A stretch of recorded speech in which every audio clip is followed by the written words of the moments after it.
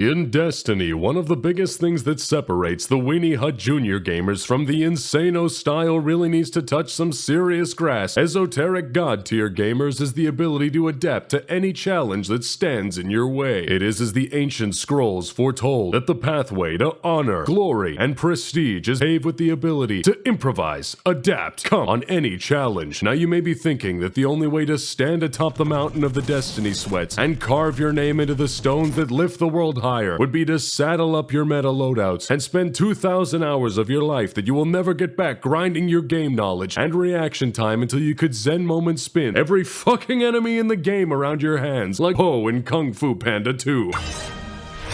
God, this movie fucks! To an extent, there may be some wisdom in that truth. But what if I were to tell you that there was something more, buried in the sweatiest parts of the gaming chakra, a piece of the human puzzle that when activated, will elevate your game to the next level, in no matter what you do. A so to say sort of secret ingredient, of course. Well, gather around my Hot Wheels disciples, rev up your Walmart Jesus shopping carts with the greased up wheels, for today I intend to dig deep within myself and descend into the darkest recesses of the Guardian mind to discover the root cause of god tier gaming. So sit back, don your ad clear ass monkey hat, because you can't be trusted on anything else in this raid, and join me as I solo flawless every single dungeon, so you don't have to. Now I had the great idea of solo flawlessing every dungeon because I felt as though my Destiny powers had indeed peaked. After all the challenge runs I've done, I felt as though you could have given me a rusty spoon, pointed this ass monkey at the witness and said, "Alright, Chuckle Nuts, spoon his fucking eyes out," and I would have yelled,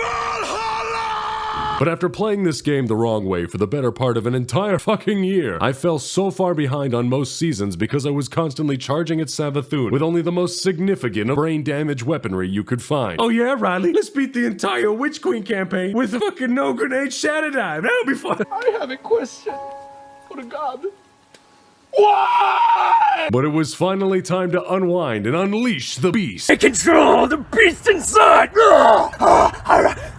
I wanted to take on a challenge that would put me to the test and give me all my good gear and abilities to work with. So I decided that within one weekend, I would solo flawless every single dungeon currently in the game. The journey would begin at horrid color palette of the Shattered Throne. Can't see dick in him. Then entering Prophecy to learn about the nature of light and dark. Then into the Pit of Heresy to stop the dark tide from rising once again on the moon. We should probably really deal with the moon. The Pirates of Grasp would stand no chance as Papa Rye rolled in to reclaim the goodies. No one steals from the last city unless it's fucking me. And then we would descend into the most depraved machinations of Bungie's mind as they cooked up the most evil and vile thing on, dare I say, the fucking planet. Something that will send you spiraling into a pit of despair as you realize that hours of your tiny, insignificant life are vaporized at a single slip up in duality. And you realize that in the end, you truly are nothing.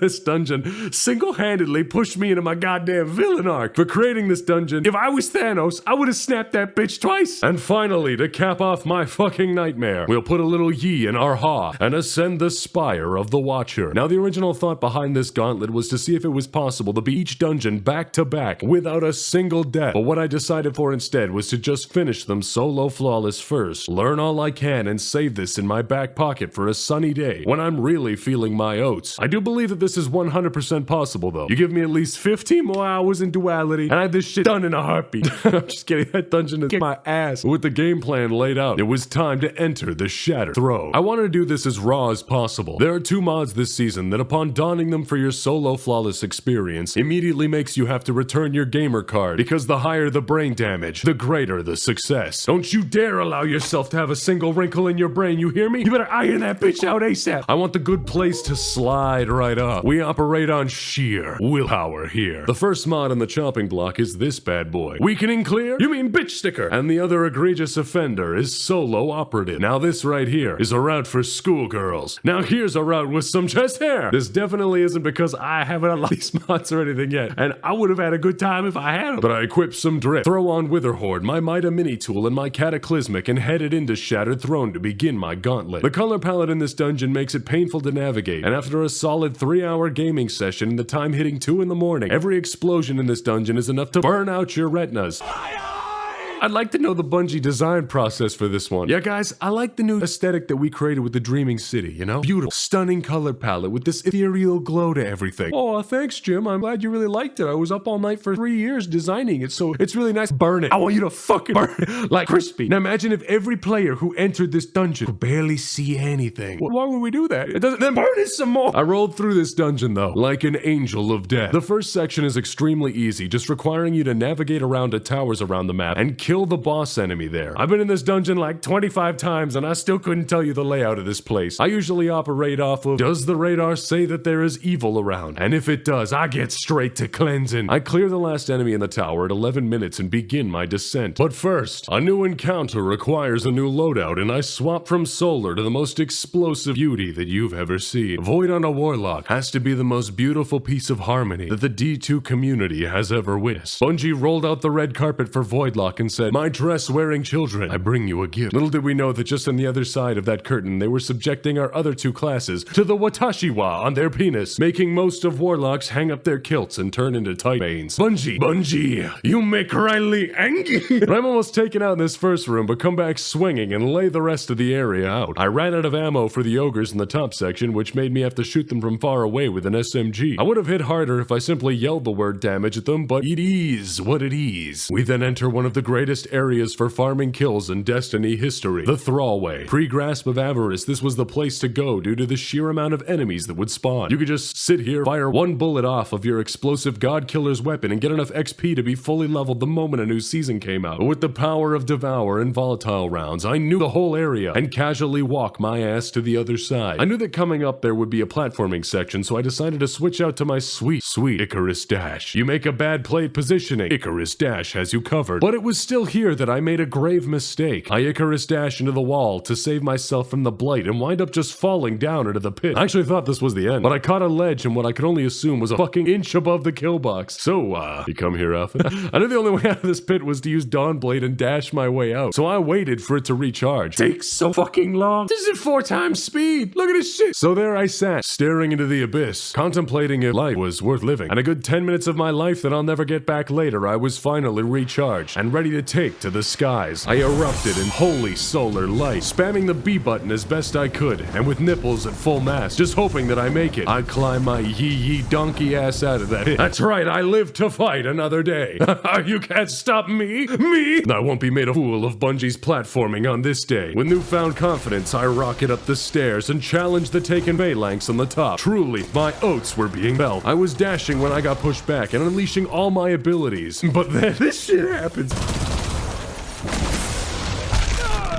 My bones! You gotta be sucking good through my shorts. After all that waiting, 2 phalanxes decided to combine the power of fucking friendship to launch my ass at the wall in Mach 8. I sat back after this one and I laughed for a good little while because of how comical it was. Just pulled myself out of a pit to get turned into paste. Sad day. Very sad day. But you know your boy. We don't lie down and accept defeat here. I will ram my head into any wall if it means there's even a 10% chance of doing something amazing. I decided to switch up the build because Void is just too good. And despite the mana core hitting with the force of getting a hangnail, I just think it's fun. It's fun to use. I like stopping in midair and becoming an AC 130 that causes a whole room to explode because Bungie decided to make this shit Void, and that's my shit. Now, it's not the most imaginative weapon I've ever seen come out of a season, but goddamn is it great to use. This new build causes nearly everything in the first encounter to explode, and with how fast I get my Nova Bomb back, I slaughtered the bosses at the tower at a breakneck pace. Still no good at navigating, which takes up a majority of my time in this first part, but the moment I do find where the bad guys are, I commit some serious war crimes upon them. I cleared the first section, and I found myself at the bridge before the ogres in only about 10 minutes. Where last time I was here at 15. To deal with the hobgoblins and fire knights, I decided to equip the new bow from the dungeon. On stream, my first run of this dungeon, I was able to get the exotic bow on my first completion. Cosmic, our resident bowman who accompanied Jin and I for the dungeon, was not pleased by what I had collected. For once in my D2 career, and in fact, maybe even my life, I was granted the gift of luck. This that type of shit that makes you buy a lottery ticket. Believe me when I say that I am naturally an unlucky person. So getting this bow has probably ran through my luck storage, and now my life is going to be absolutely donkey butter for the next couple years. But god damn it was worth it. Look at how it shreds this area. I used the same tactic with the ogres and the catwalk and speedrun the gap I was at before. This time, I was not going to allow the phalanxes to slap me around. Efficiency was the name of the game. Was gonna move like a Navy SEAL. Quick, efficient. Real G's move in silence, like in lasagna. But I'll admit that your boy was horrified every time he saw one of those guys lining up their physics engines. What's more terrifying to a guardian? The epitome of darkness in the form of the witness. Or really high velocities. We then move on to the boss ogre fight. This one I didn't think would be too bad. With Devour's explosive power, it wasn't too much of a stretch to say I slapped this encounter silly. I decided to have a bit of fun and bust out the parasite grenade launcher, as I like hitting those insane numbers with a single hit. It's the Nova Bomb mentality. Could have been way more effective if I had a good linear for DPS, but I will take this damage. Nothing 2 DPS phases can't solve. Almost half his health was gone in a single hit, but I gather up the last of the petitioner's marks at a pretty good pace, launch off a nasty Nova Bomb parasite combo, and secure the W. It was time to move on to the final boss. Even though this dungeon looks like a burnt turd for most of its runtime, it's always impressive to me that Bungie's art team consistently make amazing sights, even in pits of despair like this. Just look at that beautiful tower. It is an amazing view they somehow created in a place like this. That's why I love the dungeons. You fight through these impossible odds, using every trick in the book to get through, and even if at the end of it you don't succeed, at least you got to witness something beautiful like this before your lights went out. It's mesmerizing that Bungie continues to pull this stuff off, even after how long D2 has been out. 8 years worth of work, and they can still wow me almost every time I go back, even into old content. The final boss at the top of this tower is a concern to me though. This is one of the dungeons that I haven't actually managed to solo flawless yet. I know there are many guides out there that have it down to a science, so you can sneeze when you enter the boss room, and the boss will just fucking explode. Rylee just can't mountain do it yet. On a side note, as I ascend this tower, am I the only one who's wondered what the taken goo tastes like? In my life, I've learned that nothing good usually comes from putting foreign goos in your mouth. But since this is something that would be made of darkness, I'd assume it would be cold in the tongue. Maybe like drinking TV static, you know? Again, I'm probably just describing McDonald's Sprite. But we enter the fight with Duel and Karu. My thought was I could use Devour to keep my powers up and just kind of dance around, letting Witherhorde do its thing in the nights. But sadly, I'd deal more damage rushing them with a cheese grater. I bounce around the room trying to keep myself alive, and I wind up getting Duel and Karu's health just below half, which I think is pretty good, but Duel and Karu raises her crystal, causing me to be unable to get rid of my finite thoughts, and with that, my fate was sealed. Ooh, flatline my goofy ass. I then returned to the Enclave to see what pieces of blue garbage my postmaster decided were valuable out in the field. I left this there for a reason, my guy. I'm sorry, baby. You know I love you. And realizing that, oh shit, there's a Nezarex in here. Well, I didn't come here to gawk at the goodies in my postmaster. You see, I had an ulterior motive. It was time to upgrade my cataclysmic to unleash its true potential. And while I can't masterwork it, I can make it more effective. I added 4 times the charm and bait and switch. I then put on a charge time intrinsic and was finally ready to be slightly more effective than I was before. It's about baby steps. It doesn't matter how far you get as long as you're moving the right direction. Alright, let's get this bread. I rush down into the depths with my newfound equipment, and upon fighting the ogre boss in the 3rd encounter, I sling off a Nova Bomb, but the ogre drops his taken balls on me as they simply go around my energy from the void.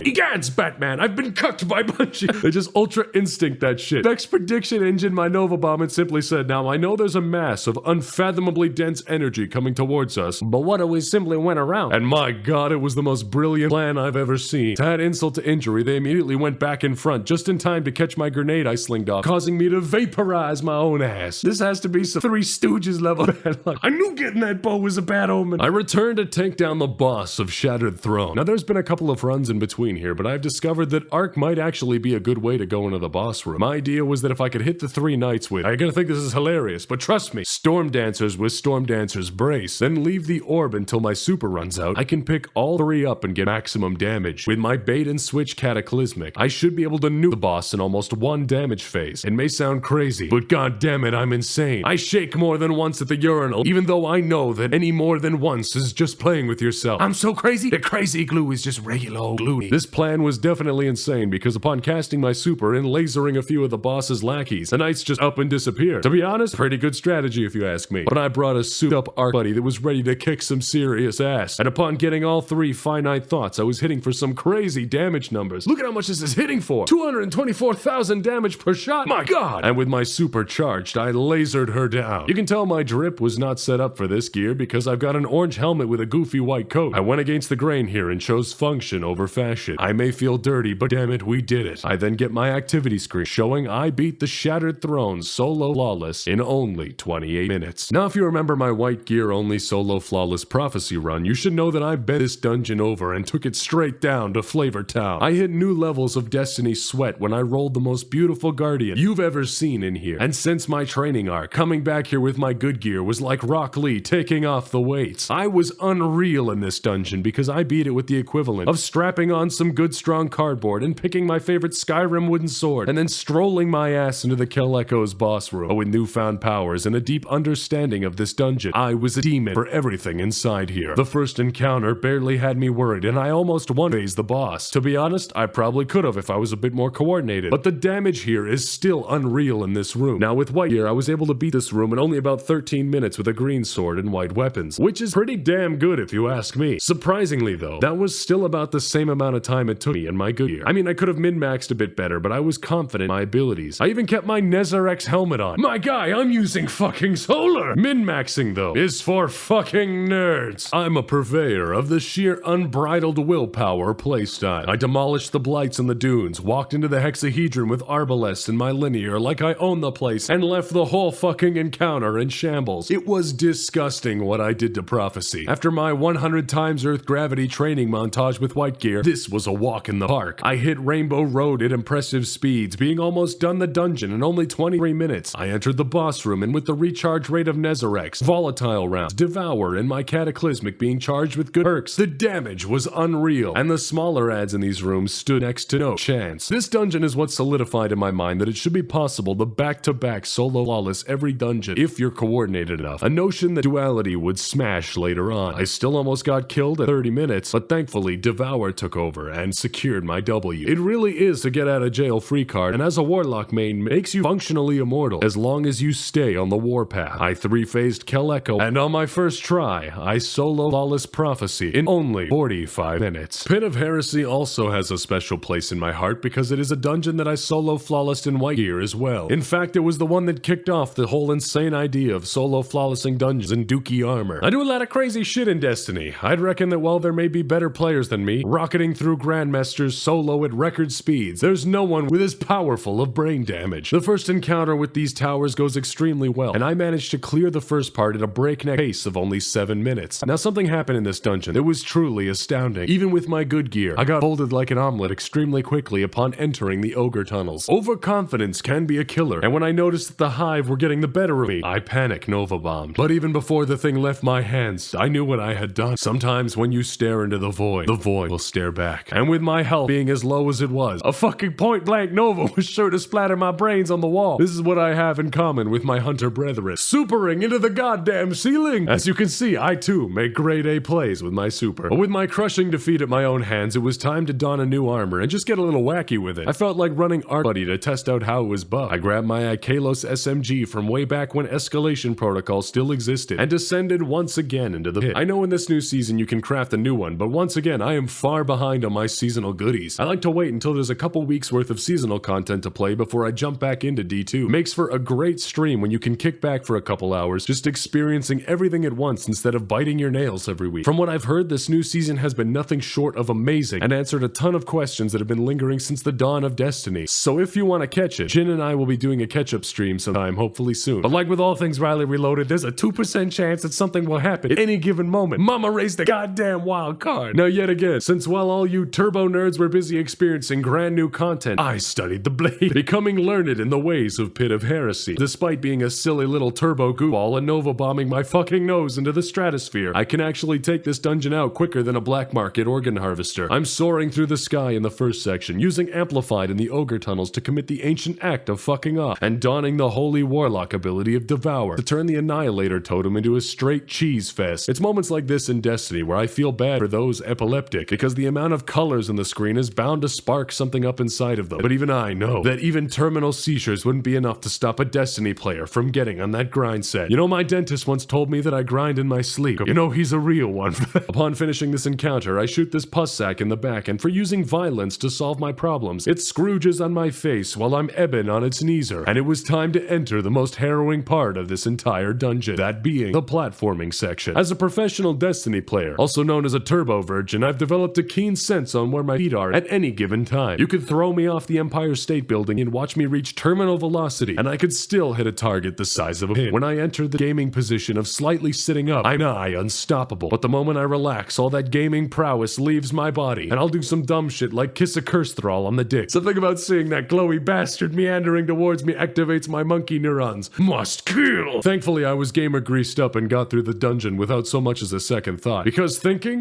is for fucking nerds! Now finally we arrive at Zolmok, the instrument of torment. I sometimes like to think about the names that the Hive would give me. They're big into titles for their people. I'm honestly interested in what you'd think they'd give your guardian. Could you imagine your guardian entering a boss room and all the Hive see is my health bar saying Rylee Reloaded, Elsie Bray, Connoisseur. We've gone too far! But in this boss room, I am a demon. I broke every single one of the Geneva suggestions, sending in a group of 3 guardians. Well shit, son, that's an army. Sending in 1 Rylee Reloaded and enough caffeine to kill an African elephant? Now that's just stonks, baby. This boss fight only took me 2 damage phases, and I'm sure I could have done this in 1. Ye old well of radiance, a sword, and the dream tech. But I felt like using Devour because it's my baby, and I couldn't forgive myself if I slandered its good name. I go gadget extendo my nipples, take to the skies, and then launch the mightiest of Nova Bombs you've ever seen directly into Zolmok's temples. Full send that bitch straight to God. Solo flawlessing the pit of heresy in only 40 minutes. Now it was time to bring the true devastation to the rest of the bosses lurking within these dungeons. As you see, with all this grinding, I've finally gone full gamer and unlocked everything I needed to become one with D2. Maybe in my quest to find the true path to achieving Destiny Mastery, this was it. The final key ingredient. Of course it had to have been my weapons and gear. It's what separates civilized folk from the fucking Neanderthals after all. So with my level achieved, it was time to bring my Cataclysmic into the limelight and grant it ascendant perks. I add on 4 times the charm and had a hard time choosing between Focused Fury and Bait and Switch. I knew my loadout mostly consisted of Witherhorde and Starfire Protocol for the coming dungeons, so it made sense to me to put on Bait and Switch. I even applied my Gambit Memento to show how much I love this little gun. Even though the moment linears get nerfed, I'm putting this in the vault, never to be seen again. But with my gear fully developed, the journey was primed to continue into Grasp of Avarice. Grasp of Avarice is one of my favorite dungeons because I love dicking around on Earth. Going through abandoned Golden Age facilities and seeing what we once were is such an amazing concept for me. It's something that fuels my love for post-apocalyptic games. Games like Stalker, Fallout, and yes, even Destiny. I creamed my pants good and hard once I saw the original Destiny trailers. Coming back as a centuries-old depressed zombie sounded so interesting to me, and little did I know that if I could have stopped that little lad from picking up D1 and causing him to spend the next 8 years of his life inside of this franchise, I would have put my hand on his shoulder and suplexed him into the fucking wall and said, "You put that shit down?"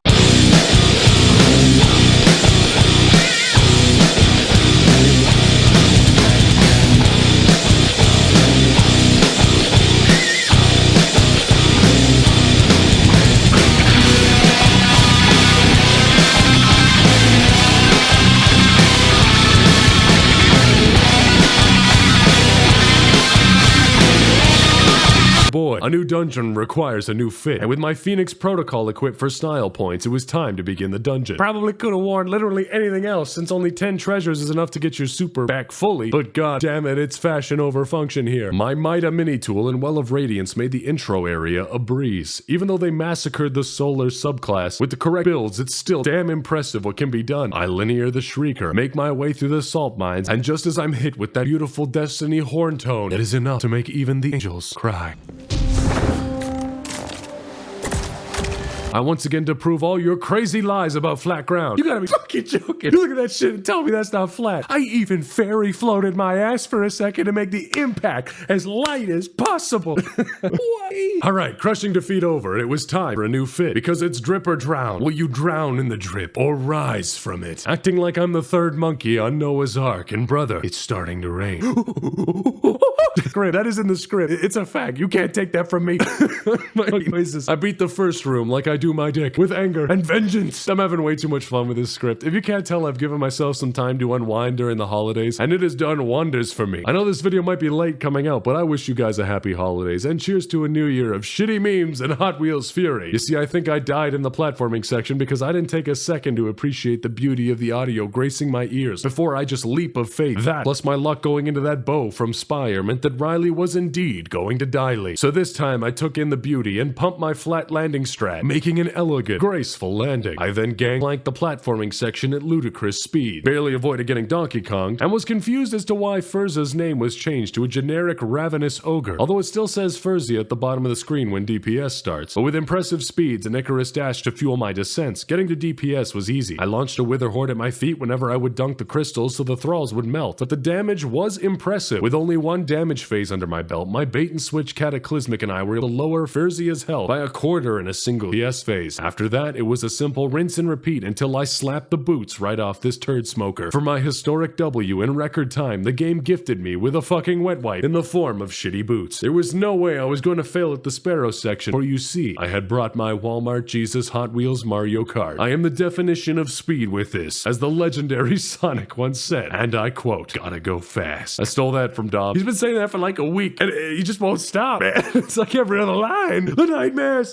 With my Mario Kart Monday Sparrow out, I slapped this encounter silly. I drove my donkey ass to the end extremely fast. Now this is pod racing. The Fallen Shield encounter is literally just a test of time. It's really simple, and the only thing that will kill you is equipping Phoenix Dive thinking it would look cool, and sending yourself right into the icy waters. Other than that, as long as you can point a gun and click a button, you'll be fine. That didn't stop me from pulling out the sweatiest techniques. Did you see that spin tech though? I ripped through this encounter and got prepared to duke it out with Avarok. This also happens to be a dungeon that I've solo flawless before. Now something people don't know of is that I'm actually nutty when it comes to Destiny 2. I do a lot of meme shit and refuse to use meta loadouts because as Voice Quills puts it, Meta this, meta that. Have you ever met a fucking girl before? I always say that you either play with your meta loadouts or play long enough to become a shitposter. And baby, I've surpassed that mark 10 times over. I once got a comment from someone trying to link me to a video on how to dodge the enemies in a game. Because they were like, Rylee, you know how to play, here you go. And while I appreciate the effort in imparting gaming wisdom, it really made me think, damn, Rylee, you really do only put the worst of your gameplay out there. And then I thought, and it's goddamn beautiful.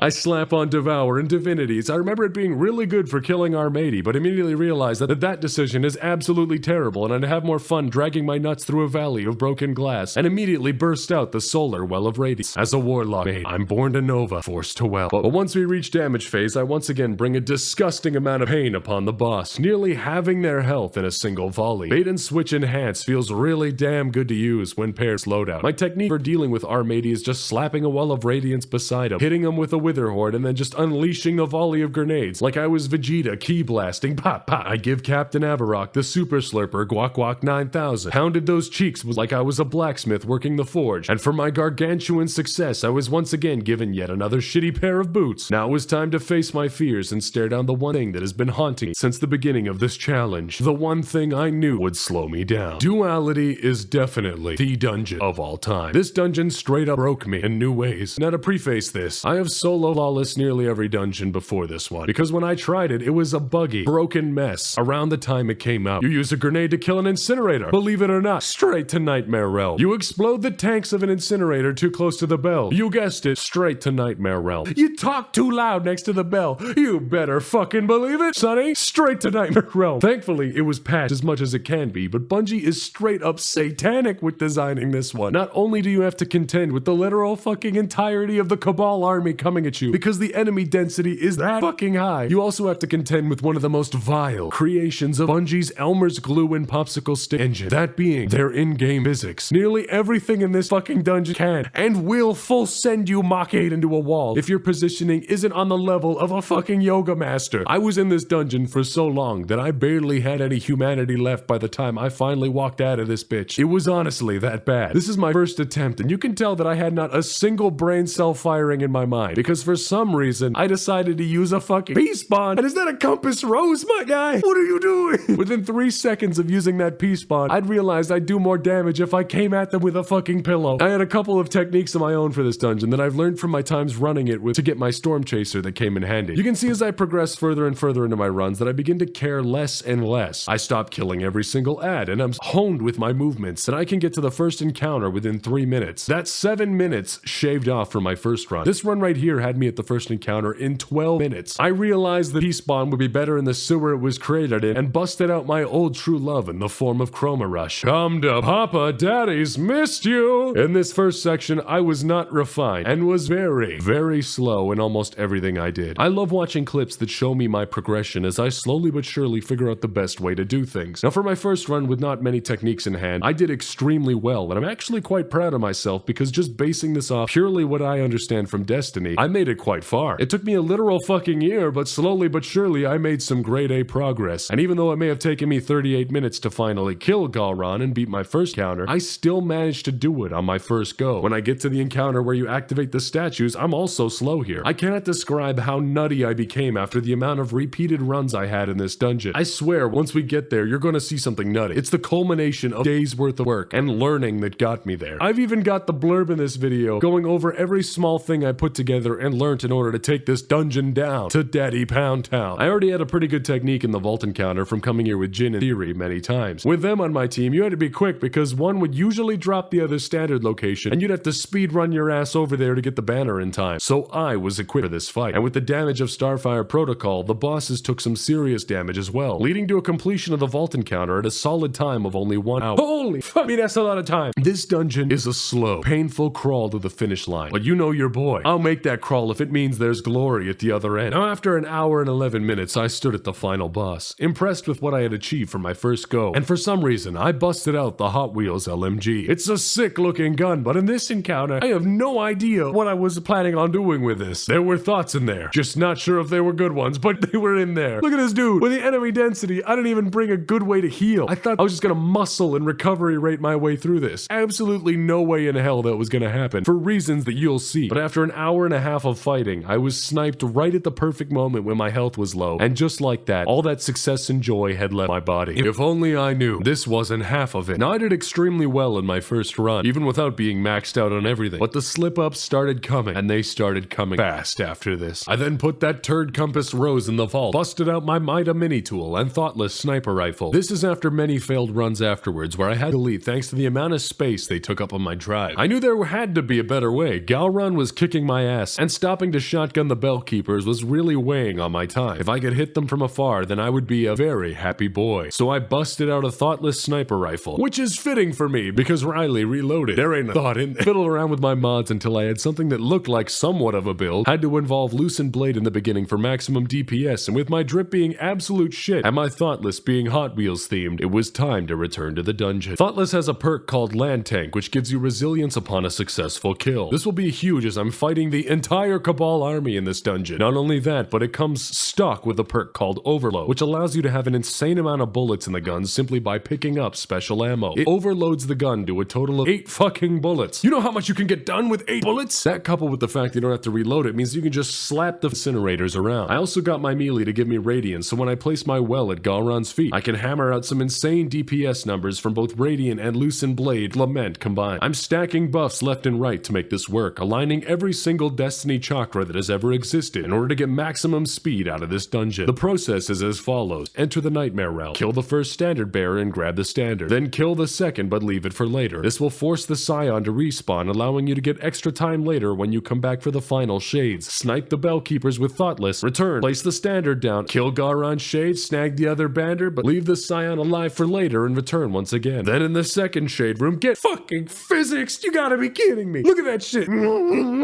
That is fucking wild to me. Well, you get the idea of how this works now. But alright, baby, let's get this spread. And I stepped onto a Scion's grenade in the beginning and melted my yee ass into a fine Guardian paste. Now what I'm not showing you is the myriad of deaths that have come in between this little death montage here. Each run I got far and was literally an hour or two out of my life that I'll never see again. But little did this dungeon know that I'm a being of sheer, unyielding willpower. Galran stands no chance. I've achieved maximum speed and can slap him silly, usually beating it at about 18 minutes mark. I've stood outside Keidel's bedchambers at only 30 minutes before. This run should be no different, and just like that, they splattered my brains on the fucking wall. This dungeon is torture, man. Alright, we ascend the tower, kill Galran, enter the vault, and I was viciously mauled by a pack of war beasts. Hey, what do you know? They definitely are beasts, and they did do a war. 10 out of 10 for accuracy. Alright, now I've become learned. I've discovered every little trick that I need to win. Look at these jumps. I'm moving at maximum speed. It is absolutely nutty. The snipes are on point. The movement is straight fire. Galran met his end at a staggering pace of only 15 minutes. What I did here was nothing short of an anger and rage-induced vengeance bender. They unleashed the inner Rylee beast. My dinky little Triceratops helmet and everything was finally here to bring about their end. I don't even loot the chest at this point because I'm about 40 runs in and fueled strictly by the want to see this through. Are you seeing the movement? I blast through the vault, take no prisoners, platform my ass straight into Keitel's bedchambers, and begin my fight. I'm here, the fastest I've ever been. 35 minutes, meaning that I can get more runs in one night, whereas before, an hour long would pretty much take up my whole night, 3 runs. I switched my helmet to Eyes of Another World to try and get ability regen for healing grenades, and I even had the aspect that extends it when you get killed with a solar weapon. And since my loadout is 100% solar, it was a match made in heaven. It is 100% like using Solar Devour, and if you know a warlock, Devour makes us moist.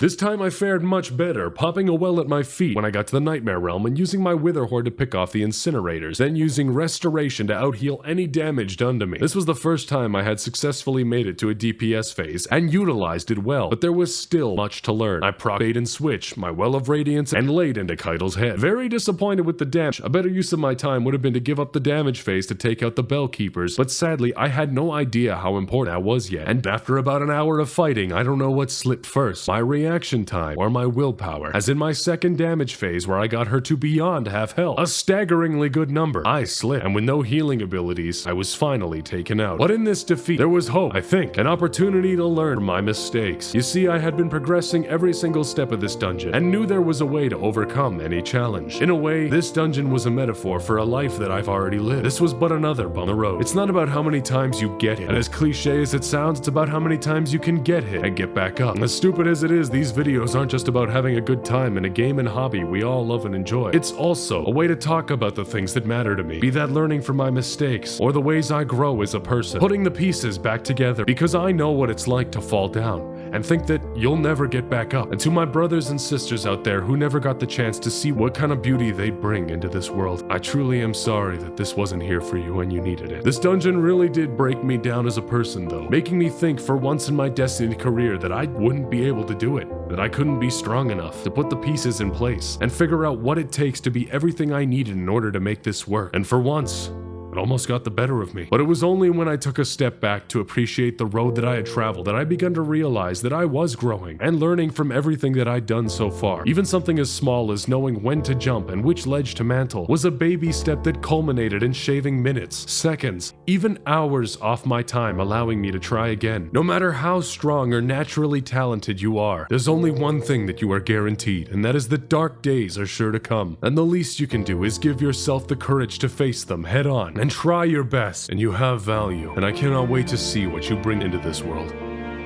And remember, fellow monkey, you will never reach the banana if you do not have the courage to climb. So what do you say, let's put on our personal growth boots, not those shitty boots I got from Grasp of Avarice, and give this bitch one more dive into the breach. Now, despite my words of wisdom, that didn't stop Keitel from clowning on me real good once again. Galron pushed me into the wall like a bad fanfic and exploded my brain matter all over the ceiling. What was that? Death. What kind? Instant. There was no sound, he just died. But goddammit, this is a learning arc. And in my next run, Galron then decided again that my permit to living had expired and that he needed to vacate my soul from my body. But it was here, the final duality run, the run where I become legend and finally stop drinking the titty milk. Now I produce my fucking own. What is this script? On these hallowed grounds, I slap the shit out of Galron. I came in with no mercy. Forget all that mushy shit I said about personal growth. The only reason I won this dungeon was because I got rid of that yee ass hat and donned some real fucking apparel. I brought destruction upon Galron and wound up clapping these gorilla cheeks in only about 20 minutes. Not my fastest time, but it was respectable. I soared into the long slide and did everything under the sun to avoid getting my soul sucked out of me by the physics engine and raced my way towards the vault. In the vault, I decimated the Cabal with perfect Witherhorde shots and grenades, clearing the vault at the 41-minute mark. I then swapped all my gear around to my Keitel falling equipment and begun my fight with Zavala's girl. Sorry, Zavala. I know you like giant turtle women, but I'm about to unleash extreme violence upon her. Can it really be that bad, Zavala? If it's domestic, right? I fought like hell, with everything tuned to perfection, even though I really really shit the bed in a couple of the damage phases. I mean, look at that. It's the equivalent of giving her a haircut. I still managed to deal some serious damage and walk away with my life. This was amazing after my failures in the past. I even used my heavy ammo on the incinerators because I finally realized that they were more important when it came to damage. And when I finally did put the damage onto Keitel, it was shack nasty. I unleashed something truly disgusting in there. In one damage phase, I took her from 3/4 of her health bar all the way down to about an 8. It was here I knew that it could be done. I rounded up the final standards, planted my feet, and with bated breath, I landed the killing blow on Keitel. I breathed such a breath of fresh air after this, knowing that my battle was finally over. Everything I had learned had finally come to a head, and I could rest easy. I gave it one more exhausted sit for old time's sake, and got ready to take on the Spire of the Watcher. After donning a new fit, I headed off to activate the conduits. It was here I was greeted by something also evil and vile. A Bungie dev designed this and said, "Oh, we got a winner right here," knowing damn well the scariest part of their game is the physics engines, which the slides suck my soul clean. Look at that. Now, Spire is a very easy dungeon. The hardest part of this entire thing would be the supplicants. Being of the Warlock Cloak variety, I can just slap a little heat rises and Princess Fairy float my ass out of danger. It really turns the final encounter of this dungeon into a joke. It's hilarious to me that Bungie can go from creating a dungeon forged in the literal pits of hell itself. Doomslayer wouldn't suck this good with a 10-foot pole. And then all of a sudden just 180 and bust out the Weenie Hut Jr. dungeon. I still died a couple of times and I'm 100% certain that it was mostly my fault. Because whenever I relax in D2, I fully let my guard down. And since this dungeon wasn't too tough, having me constantly on the move, I was able to breathe a bit, which is dangerous in a solo flawless run. You gotta have that sphincter vice grip at all times in order to walk out of these dungeons. Cabals need to be tight, but because of my relaxed nature, the boss vaporized me real good on my second attempt. In my next run, I went obscenely fast down this pit. We hit terminal velocity, the final boss of my solo flawless dungeon gauntlet. A fucking slide. I tried to counter velocity with Icarus Dash, but it literally just made me faster. I call this one the Paul Walker. Ooh!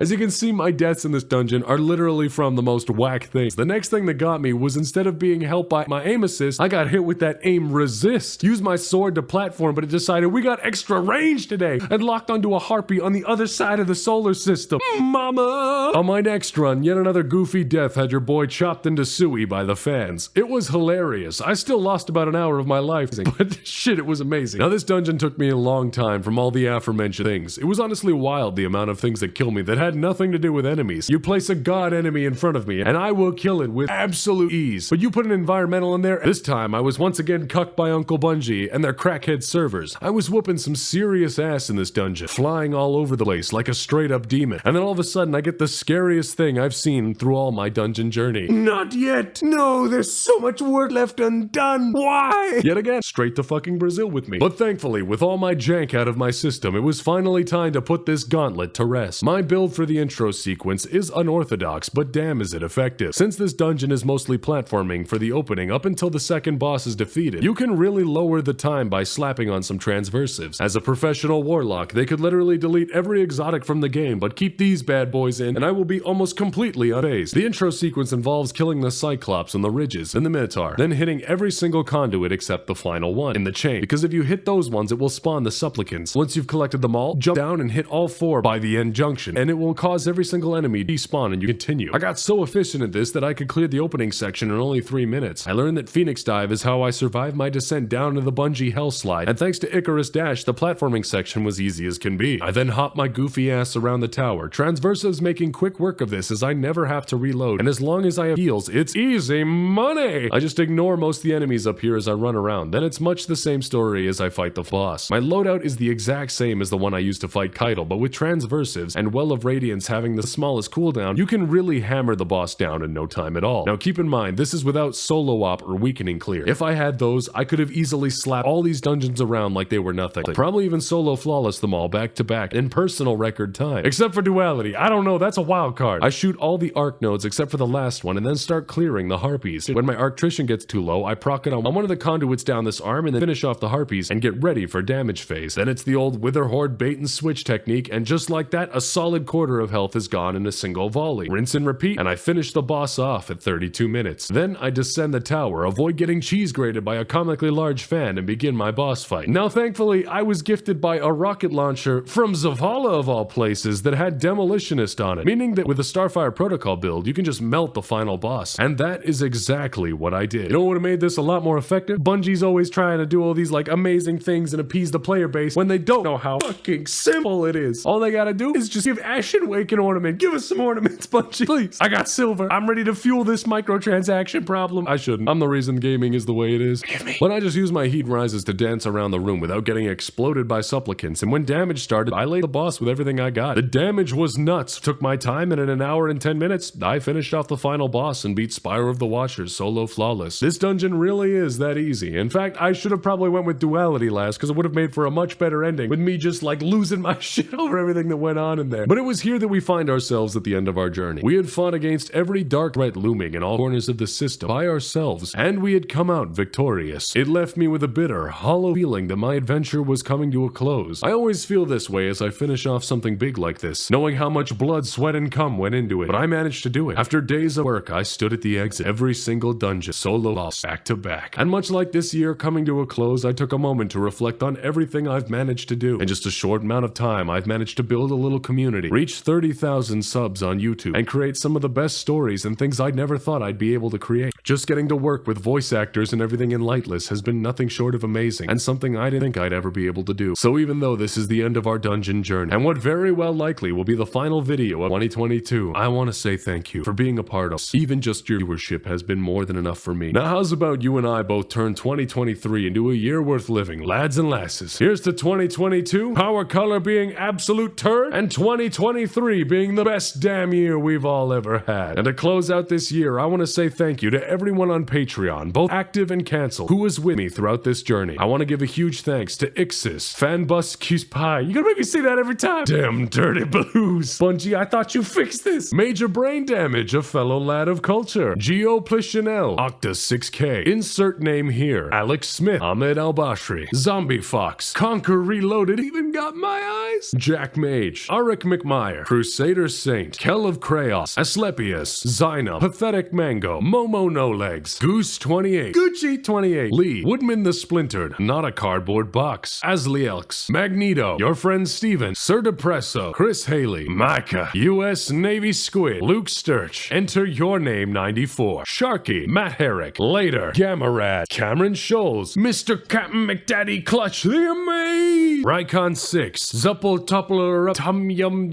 hard to say, you fucking KXNG Kitty Bitty, Garrett Kane, Demetrius, Joshua Greenleaf, Pepsi Man, Magneto, A Flat Surface, Unsert Judd, NT Pin Hero, The Cosmic Essence, Arliss McGuire, Zarin King, Sensei Smalls, Mordaunt, T7 Code 99, IB Stevie, Jonathan Blaylock, Cozy, Danks Manager, Schmazzy Wazzy Mozzie, Eamon Smith, Mattel counted down and Hot Wheels whipped out a sword, eager edging himself towards a single spire in the middle of a canyon. The Motion, Rylee Sheldon, but Rylee is spelled inferior. J Lack, Boston, Azure Knight, Lone Ranger 2412, Clone, just pay the man already. Tekka Sovan, Link, Dank Devastation, Zerx 14A, Max Copeland, Nadian Syrup, X9, X9, X9, X9, X9, Ben Stanfield, XD7228, Kari Simpson, Kayla Warman, Kevin Noda, Fish, Banny, Eden's Gate, your boy Gamer Weenus, Nathan Dasiak, Delegator Valkeen, Truman, and Dragon Waffle. You guys are amazing. Hot Wheels Enthusiast, Kefnet the Useless, Nathaniel Farmer, Curious Lich, CO Camo 3, Arson is indeed cringe, Rin Hale, Crimbo the Undying, Madeline Celestia, Some Dude with a Scarf, Ogos Binted, Super Steven the very same, Mondo 117, James Escalante, Bright, Omega Null, Samarchi Deskhopper, Nand, Lost the Bob, Xavier Human, and Fubuakio. You guys are amazing, and I couldn't have done it all without each and every one of you. This has been one of my best years, and I'm so thankful for everything I've got. I've been right. Thank you for watching, and Happy New Year! I can't wait to catch you in 2023.